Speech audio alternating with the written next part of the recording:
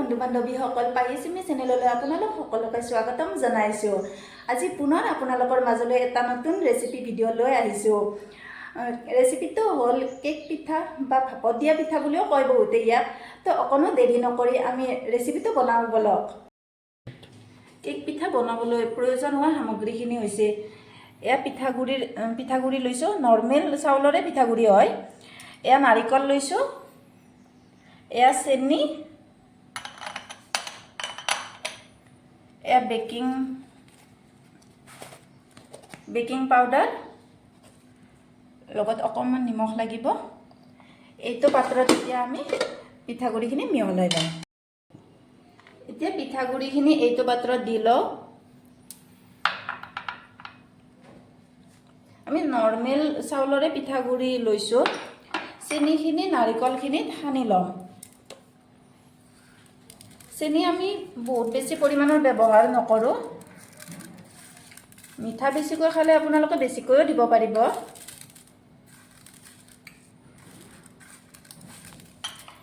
এতিয়া নাৰিকলখিনি পিঠাগুড়িখিনিত মিহলাই ল'ম।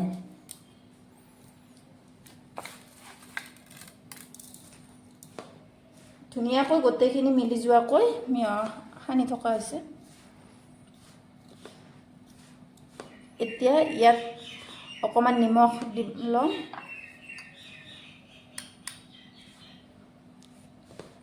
আৰু অলপমান বেকিং সোডা।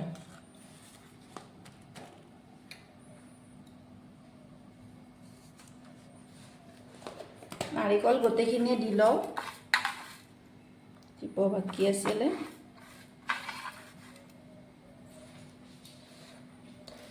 এতিয়া ইয়াক পানীৰে সানিব লাগিব।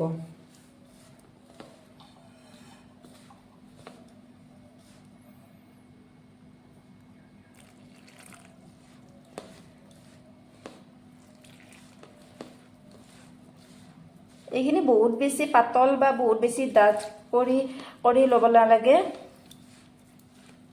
অকণমান মিডিয়ামকৈ হোৱালৈ সানিব লাগিব।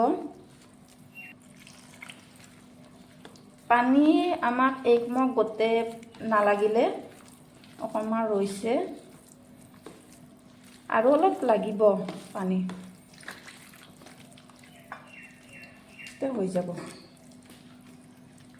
এতিয়া পিঠাগুড়িখিনি সানি আছোঁ, সনা প্ৰায় হৈয়ে গ'ল। এইখিনি এতিয়া এটা টিফিন বাতিত দিব লাগিব। টিফিন বাতিটো ৰেডি কৰি লওঁ। এই টিফিন বাতিটোৰ অকণমান ৰিফাইন তেল দি কেনে মুচি লৈছোঁ, যাতে কেক পিঠাটো পিছত উলিয়াবলৈ সুবিধা হয়।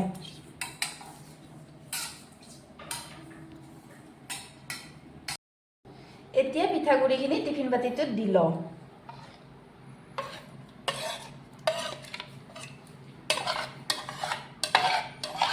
এই পিঠাত নাৰিকল অলপ বেছি হ'লে খাবলৈ সোৱাদ হয়। এতিয়া গোটেইখিনি ইয়াত দি লোৱা হৈ গ'ল। বাবুলছ নল'বৰ কাৰণে অকণমান দিব লাগে। পিঠাগুড়িখিনিত আপোনালোকৰ পচন্দমতে খিচমিচ, চেৰি এইবিলাক ব্যৱহাৰ কৰিব পাৰে। মোৰ আজি খিচমিচ আছিল, গতিকে খিচমিচে দুটামান দি লওঁ। নিদিলেও হয়, অপশ্যনেল হয়। যদি ঘৰত আছে দি দিব পাৰে, নাথাকিলে নিদিলেও ভাল লাগিব আৰু পিঠাটো।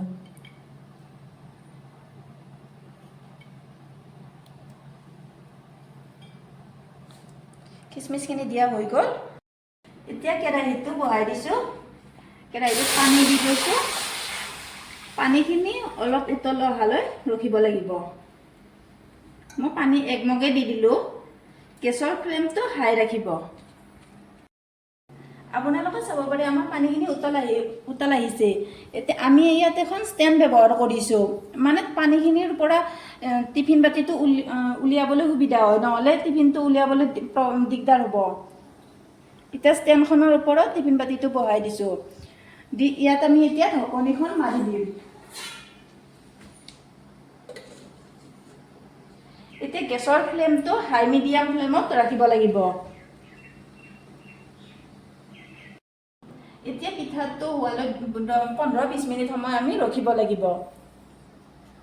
কেৰাহীটোৰ ওপৰত এনেকৈ এখন ঢাকনি দি দিব, তেতিয়া পানীটোৰ ভাপখিনি বাহিৰলৈ ওলাই যাব নোৱাৰিলে পিঠাটো সোনকালে হৈ যাব। পিঠাটো ৰেডি হৈ গ'ল। এতিয়া ইয়াত পৰিৱেশনৰ আগত মই অকণমান আলমণ্ড বাদাম আছিল ঘৰতে অনা, গতিকে ইয়াত দি লওঁ।